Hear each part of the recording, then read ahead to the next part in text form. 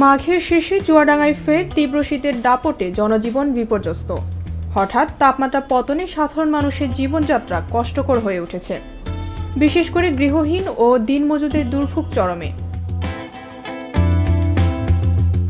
চুয়াডাঙ্গা আবহাওয়া অফিস সূত্রে জানা গেছে, শনিবার সকাল ৯টায় দেশের সর্বনিম্ন তাপমাত্রা ৯.৬ ডিগ্রি সেলসিয়াস রেকর্ড করা হয়েছে।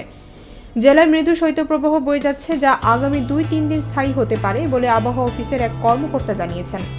আগামীকাল তাপমাত্রা সামান্য বৃদ্ধি পেলেও পরবর্তীতে আবারও কমে যেতে পারে।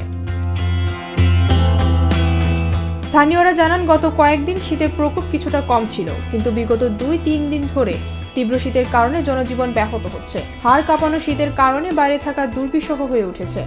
দিনমজুরদের কাজ করা কঠিন হয়ে পড়ছে। চুয়াডাঙ্গা শহরের রিকশা চালক লিয়াকত আলী বলেন, কিছুদিন আগে শীত কমেছিল, কিন্তু গত ২ দিন ধরে আবার শীত বেড়ে গেছে। হাত পা ঠান্ডা হয়ে জমে যাচ্ছে। দিনে রোদ থাকলে কিছুটা আরাম পাওয়া যায়, কিন্তু বিকেল হলেই শীত অসহ্য হয়ে ওঠে। ডেস্ক রিপোর্ট, ভোরের পাতা।